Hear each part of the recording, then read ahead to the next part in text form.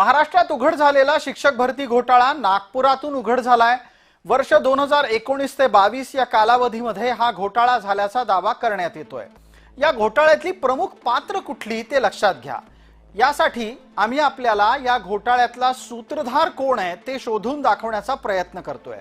या घोटाळ्यात मध्यवर्ती भागी आहे तो शिक्षक। खरं तर हा या संपूर्ण प्रकरणातला पीडित प्रकार आहे।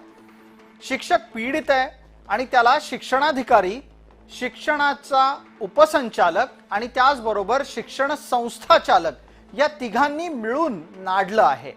तपास यंत्रणांना मिळालेल्या माहितीच्या आधारे शिक्षण क्षेत्रातील हे तीन घटक एकत्र आले। त्यांनी बोगस शिक्षक भरतीचा घोटाळा राबवला।